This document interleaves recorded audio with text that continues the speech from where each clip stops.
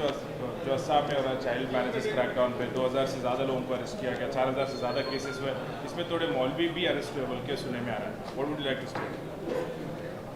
देखिए, 6 साल से तो आसाम में बीजेपी की हुकूमत है। 6 साल से आप क्या कर रहे हैं? 6 साल से आपका फेलियर है ये। और दूसरी बात ये है कि आप कितने स्कूल खोले?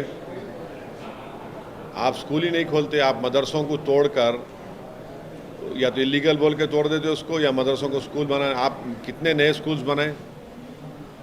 इम्पॉर्टेंट ये मसला है। और 4000 केसेस आप बुक कर रहे, अब सीएम बोल रहे 8000 केसेस। अच्छा, जिसको आप जेल को भिजा रहे, वो जो शादी हो गई उसका कौन देखभाल करेंगे? सीएम करेंगे क्या? उनका देखभाल कौन करेगा? उस बच्ची का देखभाल कौन करेगा? शादी तो ख़त्म नहीं होती, वो शादी तो रहेंगी। उनका देखभाल कौन करेंगे? स्टेट करेंगे क्या? 6 साल से आपकी सरकार है। फेलियर ऑफ द स्टेट है ये। ऊपर से आप और एक उन पे मुश्किलात के पहाड़ उन पे आप डाल दे रहे पूरा।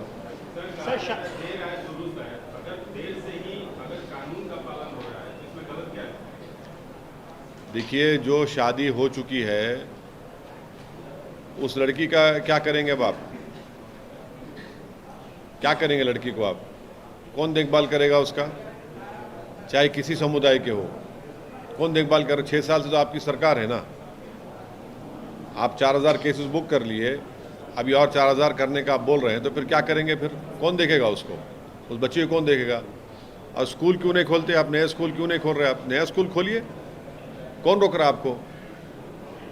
ये आसाम में बीजेपी की सरकार जो है, एक बायस सरकार है मुस्लिम्स के लिए। अपर आसाम में इन्होंने लैंडलेस लोगों को लैंड पट्टा दिया। लोअर आसाम में क्यों नहीं दे रहे भैया? आप दीजिए ना। लोअर आसाम में आप एविक्ट कर दे रहे हजारों की तादाद में लोगों को। सर, पार्लियामेंट का सेशन भी चल रहा है और आप खुद एक लॉ मेकर हैं, क्या इस इशू को आप उठाएंगे संसद में, और आपके हिसाब से इसका सोल्यूशन क्या होगा? ये पार्लियामेंट चले तो ना। पार्लियामेंट चलेगी तो बहुत से मुद्दे उठाने के हैं। हम तो चाह रहे हैं कि पार्लियामेंट चले। हमारी पार्टी ये चाहती है कि लोकसभा में प्रेसिडेंट एड्रेस के ऊपर डिबेट हो, तो बहुत से हम सब चीज़ मुद्दों को उठा सकते हैं। पार्लियामेंट ही नहीं चल रही ना। सरकार चाहती है पार्लियामेंट चलना, और अपोजिशन बोल रही है। सरकार को तो फायदा हो रहा है उसमें। पार्लियामेंट नहीं चल रही तो बच जा रहे हैं वो। आपके हिसाब से क्या होना चाहिए सर? क्या किस तरीके से कॉमन ग्राउंड पे पहुंचे और पार्लियामेंट चले? हमारा मानना यह है कि अगर पार्लियामेंट नहीं चलती है तो उससे नरेंद्र मोदी सरकार को फ़ायदा मिल रहा है। वो भाग रही है, उनको फ़ायदा होता है। उनसे सवालात हम नहीं पूछ सकते, उनका एक्सपोज नहीं कर पाएंगे। तो पार्लियामेंट चलनी चाहिए। सर, आसाम के सीएम ने एक और बयान दिया है कि बाबू बाबा जो आक्रांता था उसने हमारे मंदिर को तोड़ के वो किया, हम लोगों ने उसकी जगह पे मंदिर स्थापित कर रहे हैं, तो क्या आपका? भारत को जब आज़ादी मिल गई अंग्रेज़ों की 200 साल की ग़ुलामी के बाद, और उस आज़ादी के लड़ाई में संघ के लोगों ने कोई हिस्सा नहीं लिया था। 6 दिसंबर 1992 को बाबरी मस्जिद को किसने तोड़ा? वो बोले। और सुप्रीम कोर्ट ने इसको क्या कहा था? उस डेमोलिशन को एक एग्रीगेस एक्ट कहा था, अनलॉफुल एक्ट कहा था। ये फैक्ट है। और जब कोर्ट में केस चला तो कोर्ट एक अजीब फैसले पे आ गया। लोअर कोर्ट के किसी पे जो एक्यूज थे सबको बरी कर दिया, और ये मोदी सरकार उस पर अपील भी नहीं करती। 6 दिसंबर 1992 को सुप्रीम कोर्ट को जाकर इन्होंने कहा था कि हम हाथ नहीं लगाएंगे मस्जिद को।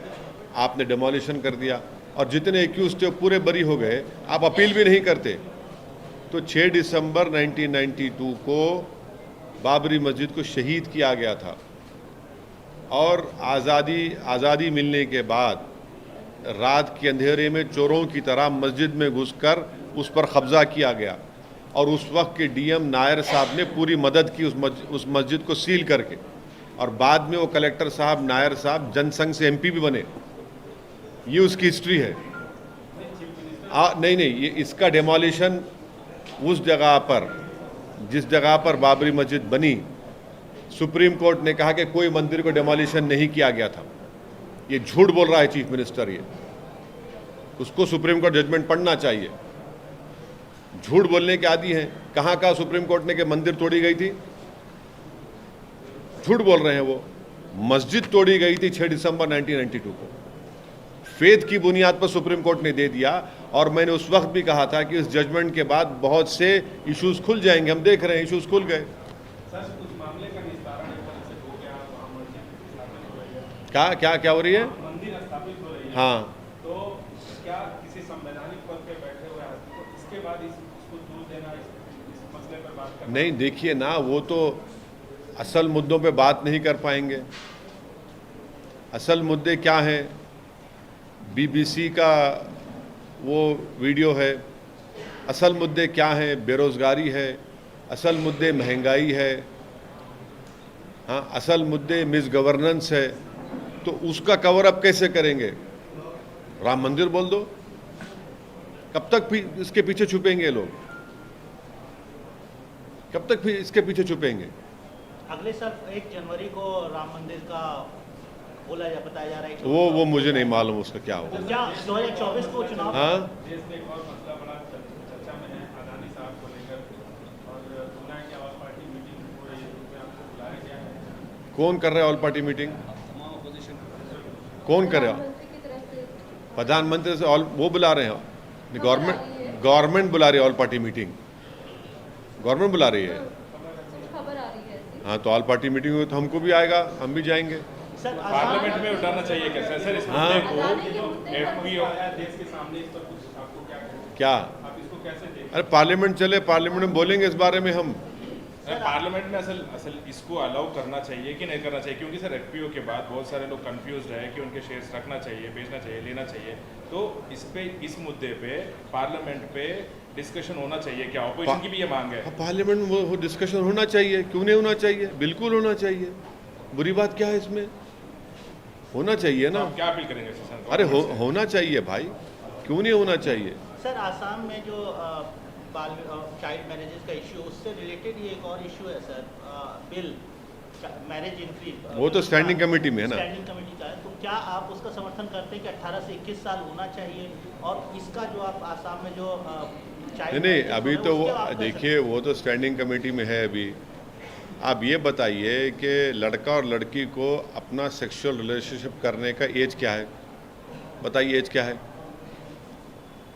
18 ईयर्स। हाँ, आप शादी कब करेंगे? 25। हाँ, ये क्या बात है भाई? समझ में नहीं आता हमको क्या बात है फिर ये। और क्या लगता है यूनिफॉर्म सिविल कोड लाने की तैयारी कर रही है सरकार सर? क्या क्या तैयारी अरे जिसकी तैयारी करना है, जो अब भूचाल आने वाला है, इकोनॉमी पूरे दुनिया में रिसेशन होने वाला है, उसकी तैयारी करिए ना आप। चीन हमारे ज़मीन पे कब्जा करते जा रहा है, उसकी तैयारी करिए आप। आप उसकी तैयारी करते ही नहीं है। 1000 स्क्वायर किलोमीटर डेमचाक में डेमसांग बैठा हुआ है, आप उसकी तैयारी नहीं करते। सर बाबा रामदेव ने हाल ही में कहा था पार्लियामेंट में कि नमाज पढ़ते हैं मुसलमान और गाड़ी सर्विस एक्टिविटीज करते हैं। ऐसा है ना कि भारत के प्रधानमंत्री श्री नरेंद्र मोदी हैं, तो इनको लगता है कि जब प्रधानमंत्री नरेंद्र मोदी है तो जिस किसी के बारे में अनाप शनाप बकना है, ख़ास तौर से माइनॉरिटीज़ के बारे में, मुसलमान, क्रिश्चियन और दलित के बारे में, इनको लगता है कि इनको एक राइट मिल चुका है बोलने का, बकवास करने का, झूठ बोलने का, नफ़रत फैलाने का। क्या मौलाना अबुल कलाम आज़ाद नमाज नहीं पढ़ते थे? क्या जौहर ब्रदर नमाज नहीं पढ़ते थे? क्या अल्लामा फजल खैराबादी इस्लाम के स्कॉलर नहीं थे? क्या मौलाना काफ़ी साहब, मौलाना काफ़ी, मौलाना हुसैन अहमद मदनी, ये सब क्या थे लोग जिनकी कुर्बानियों पर इस देश को आज़ादी मिली? तो इस तरह की बात करके ये तो हर थोड़े दिन को इनका एक ही मकसद है कि मुसलमानों की तौहीन किया जाए। आरएसएस के general secretary sir Dattatreya Ghosh बोले, उन्होंने राजस्थान में एक इम्पोर्टेंट वक्तव्य दिया। उन्होंने कहा कि जो लोग बीफ खाते हैं, जो लोग बीफ खाते हैं उनकी भी घर वापसी संभव है। और एक तरीके से ये कहा जा रहा है कि बीफ को लेके जो इतना ज़्यादा हंगामा हो रहा है, ऐसा ज़रूरत नहीं है। और बीफ वाले अरे भाई, आप $35,000 तो कमाते हैं ना सरकार एक्सपोर्ट करके, क्यों कमा रहे आप? उसमें डॉलर दिख गया तो खुश हो गए। डॉलर मिल रहा है ना आपको, 35,000 आपको करोड़ का डॉलर मिल रहा है एक्सपोर्ट से, उसके ऊपर आप खुश हैं। और फिर यहाँ पर अच्छा नॉर्थ ईस्ट में आपकी सरकार है, वहाँ जाकर बोलिए। इनको ये बात राजस्थान में क्यों बोल रहे हैं? नॉर्थ ईस्ट में जाकर बोलिए ना, गोवा में बोलिए, आपकी सरकार है, वहाँ जाकर बोलिए ना। अब राजस्थान में चुनाव आ रहा है तो वहाँ पर माहौल गर्म करना। आप राजस्थान के चुनाव में आप किस तरीके से भूमिका रहने वाली है? अभी जा रहे हैं, अभी 18 तारीख को प्रोग्राम है, 2 दिन के लिए हमारा 2 दिन का प्रोग्राम है, वहाँ पर जा रहे हैं। कोई राजनीतिक तौर पर वहाँ पर भी क्या आप कर रहे हैं? हाँ करेंगे ना, जहाँ इसीलिए तो जा रहे हैं ना। क्या मतलब किन मुद्दों पर और कैसे? बहुत से मुद्दे रहेंगे मैडम, बहुत राजस्थान के बहुत से मुद्दे हैं वहाँ पर, बोलेंगे वहाँ पर। ये personal law board meeting personal निकाला लॉ सर। बोर्ड, हाँ। हाँ, वो पर्सनल लॉ बोर्ड मीटिंग है, वो पर्सनल लॉ बोर्ड के रिप्रेजेंटेटिव स्पोक्स पर्सन आपको तफसीली जवाब आप देंगे। जा रहे हैं सर? यूनिफॉर्म सिविल कोड वो सब पर्सनल लॉ बोर्ड के स्पोक्स पर्सन आपको बताएंगे। मैं आप जा रहे हैं ना? हाँ, मैं तो जाऊँगा। सर पार यूनिफॉर्म सिविल कोड के लेकर वो सब पर्सनल लॉ बोर्ड के स्पोक्स पर्सन तफसील बताएंगे आपको, वो उनका काम है। सर अदानी मसले अदानी आपकी पार्टी महाराष्ट्र में काम करती है, नांदेड़ को आपका शहर जगह है, वहाँ पे बीआरएस का आगाज होने जा रहा है, वहाँ पे मीटिंग होने जा रही है, उनके साथ पब्लिक मीटिंग करने वाले हैं। तो जा सकते हैं, वो क्यों नहीं जा सकते हैं? भारत में कहीं भी जा सकते हैं, मैं भी जा सकता हूँ, आप भी जा सकते हैं, वो जा सकते हैं, जा सकते हैं। अच्छा, एक अब सवाल ये है कि देखना पड़ेगा कि बी टीम किसको बोलेंगे, ये देखना पड़ेगा। क्योंकि अब ये जो ठेकेदार हैं, चौधरी लोग हैं, एक तो नेशनलिज्म के चौधरी हैं संघ बीजेपी वाले, और एक सेकुलरिज्म के चौधरी है तमाम सेकुलर पार्टीज वाले। अब ये लोग क्या बोलेंगे? अभी बराबर जा सकते हैं, उन्होंने अपनी पार्टी बनाई है, नाम बदल दिया है, बिल्कुल वो कहीं भी जा सकते पहली पार्टी है सर तेलंगाना में। 17 तारीख को इवेंट हो रहा है, आपको इनवाइट नहीं किया गया। कई अपने आप हैदराबाद के सांसद हैं। का इन्वाइट नई सेक्रेटेरिएट का इनॉग्रेशन, इससे पहले खम्मम में मीटिंग होते, वहाँ आपको इनवाइट नहीं, किया जाता है। उनके पार्टी की मीटिंग में मैं क्यों जाऊंगा? नहीं, उनमें वहाँ डीएमके को बुलाया जा रहा है, अरे जेएमएम को बुलाया जा रहा है, देखिए, सपा को सुनिए, बुलाया जा रहा है, जेडीयू को बुलाया नहीं जा रहा है। आप आजू की पार्टी को नहीं बुलाया जा रहा। नहीं सुनिए, नहीं उनकी पार्टी का फंक्शन है, वो जिसको चाहे बुलाए ना बुलाए, उससे हमको क्या करना है? आपसे लेकिन जब आप आपके साथ बोलते तो थे बहुत ही अच्छे रिश्ते हैं। नहीं, अरे सुनिए ना, पार्टी का फंक्शन है, वो जिसको चाहते बुलाए ना बुलाए, हमको क्या करना है? मुकम्मल कर दीजिए बात को। सेक्रेटेरिएट का जो इनॉग्रेशन हो रहा है, हम मुबारकबाद देते हैं। माशाल्लाह से ताजमहल से ऊंची इमारत बनाई है हमारे चीफ मिनिस्टर ने। हम इतना ही कहेंगे कि उस सेक्रेटेरिएट के दामन में वो 2 मस्जिदें जिनको डिमोलिश किया गया था, हमारा एक ही रिक्वेस्ट है कि उस मस्जिदों को भी खोल दिया जाए। और चीफ मिनिस्टर ने वादा किया है, गवर्नमेंट ने वादा किया है, हाई कोर्ट में गवर्नमेंट ने एफिडेविट दिया कि वो मस्जिद बन रही है। तो हम उम्मीद यही करेंगे कि माशाल्लाह तेलंगाना स्टेट बल्कि पूरे इंडिया के लिए एक बहुत बड़ा एक एजाज़ की बात है कि इतना बड़ा सेक्रेटेरिएट बन रहा है। और उसमें हम ये उम्मीद करते हैं कि उन 2 मसाजिद को भी जो उस कंस्ट्रक्शन में डिमोलिश कर दिया गया था, उसको दोबारा बनेंगी और वहाँ पर नमाज शुरू होगी। सर मस्जिद सरकार का मसला है, तो उनकी पार्टी का अपना नहीं है, और आप शहर के एमपी, हाँ, तो आपको निमंत्रण मिलना चाहिए। अरे अभी आपको मिल गया क्या इनविटेशन? मीडिया को मिल गया? डीएम के सीएम को मिल गया सर। नहीं, आपको मिल गया क्या? डीएमके के सीएम को मिल गया। नहीं, देखिए मेरा मैं तो मुबारकबाद दे रहा हूँ नए सेक्रेटेरिएट के खुलने पर गवर्नमेंट को आपके ज़रिए से। और हम ये रिक्वेस्ट कर रहे हैं कि वो जो 2 मसाजिद को डिमोलिशन किया गया था सेक्रेटेरिएट के कंस्ट्रक्शन में, उसकी तामीर होगी और उसमें नमाज शुरू हो जाएगी। और वाकई में बहुत, ये तो तेलंगाना के लिए नहीं बल्कि पूरे मुल्क के लिए एक एजाज़ की बात है कि इतना बड़ा सेक्रेटेरिएट बन रहा है। ताजमहल से ऊंचा है भाई वो, और एक मैसिव कंस्ट्रक्शन है वो, और रिकॉर्ड टाइम में वो मुकम्मल हुआ है। और हम ही ने कहा था उसका नाम अम्बेडकर के नाम से रखो, भूल गए आप लोग? सीएम ने उसको कबूल किया, अब वो नहीं बोलते आप। लेकिन सर कबूल अलग किया। अलग राज्यों हाँ, कबूल हो गया ना, अंबेडकर का नाम पड़ गया, बस है, काफ़ी है। सर कबूल किए, मस्जिद भी बन गए, मगर नहीं नहीं, अब आप issue based- हमारा आप सेक्रेटेरिएट जब खुलेगा तो उसमें एडमिनिस्ट्रेशन को फ़ायदा होगा, जनता को फ़ायदा होगा, अच्छा है ना। आप इश्यू बेस्ड सपोर्ट करते हुए आए सर बीआरएस पार्टी को बहुत सारे मामलों में। मस्जिद बन गया वहाँ पे, बन गया, आप देख हाँ, लिए। हाँ मैंने देखा था सर, मैंने नहीं देखा नहीं, अगर आप देख लिए तो हमको भी देखने दो भाई, हाँ, हम सर। जाके नमाज पढ़ना चाह रहे था। हैं सर मैंने देखा था, मैंने बाहर से देखा था, मस्जिद बन गया वहाँ पे। वेरी उस गुड, construction बहुत अच्छी बात है, ending पे बहुत अच्छी बात है। सर आप इश्यू बेस्ड सपोर्ट करते हुए आए, आपको क्यों दूर रखा जा रहा है? मतलब आपके बीच में कुछ नहीं, के दूर, खम्मम में भी आप नहीं थे। अरे खम्मम में मैं उनके पार्टी का प्रोग्राम है प्यारे। अब जैसा टाइम्स नाउ का कॉन्क्लेव हुआ, आप जिसको बुलाना चाह रहे बुलाते, नहीं बुलाते। आपका हुआ, एबीपी का हुआ, आपका इंडिया टीवी का हुआ, जी का हुआ, आपके हेडलाइंस टुडे का हुआ, जिसको बुलाना चाहते बुलाते, नहीं बुलाना चाहते नहीं बुलाते। नहीं नहीं, ऑल इंडिया मजलिस इत्तेहादुल मुसलमीन है, वैसे ही भारत राष्ट्रीय समिति है। हाँ, बिल्कुल है। दोनों ऑल इंडिया है। हाँ। तो ऑल इंडिया की पार्टी हैदराबाद के। बुला रहे हैं, तो आप तो नेचुरल अलाई है उनके। अरे नहीं बुलाए तो मैं क्या करूं भाई, मेरे को क्या करने का है? मैं अपनी दुनिया में खुश हूं। अब वो उनके पार्टी का प्रोग्राम है, अब आप समझा करिए बात को। मैंने उसकी सर जैसे सपा ने ऐसा उत्तर लगा- प्रदेश में आपसे दूरी बनाए रखी, आरजेडी ने बिहार में आपसे दूरी बनाए रखी, हाँ। यहाँ पर बीआरएस आपसे दूरी बनाकर रख रही है, तो बीआरएस और उनमें क्या डिफरेंस आप दोस्त बोलते नहीं नहीं तो नहीं दोस्ती नहीं, कर हाँ, रहे हैं। देखिए हम जिसको दोस्त बोले दोस्त बोलते रहेंगे, और जिसको अपना दुश्मन समझे, माने पॉलिटिकली अपोनेंट समझे, उसको पॉलिटिकल अपोनेंट समझते हैं। और हम लोग क्लियर कट हैं, बीच में नहीं चलते हम लोग। दोस्त है अच्छा नहीं, अगर जिसको दोस्त बोले दोस्त है। दोस्त हैं। तो बीआरएस बीआरएस दोस्त के है साथ सर। आप नहीं अब हमारे अब उसकी वही बोलेंगे, और क्या बोलेंगे? वो उनके प्रोग्राम में जिस किसी को बुलाना चाह रहे, वो प्रेरोगेटिव है उनका, हमारा प्रेरोगेटिव नहीं है। सरकारी प्रोग्राम है सर, अरे भाई किसी को बुला ले वो, आप सांसद हैं। भाई अगर आता है नहीं आता अलग बात है, बट उनका प्रेरोगेटिव है, वो बुलाएं बराबर, उनका इख्तियार है, उनका अथॉरिटी है, उनको राइट है बुलाने का। तो ये एक तरफा दोस्ती तो नहीं हुई कहीं? हाँ, आपकी पार्टी की राष्ट्रीय कार्यकारिणी की बैठक होनी, उसके बारे में क्या शेड्यूल है? मुंबई में क्या एजेंडा हाँ, होगा? वो 2 दिन का है पूरा शेड्यूल, इंशाल्लाह ताला। इम्तियाज़ जलील साहब हमारे एमपी जो हैं, वो पूरा शेड्यूल बना के आपको एक 3-4 दिन में मीडिया को दे देंगे। मोटा मोटी बता दीजिए सर कब हो रहा है और नहीं नहीं, मोटा मोटा वो तो 25-26 तारीख को तो ऐलान हो चुका है। उसमें पूरे हमारे जितने एमएलएज हैं,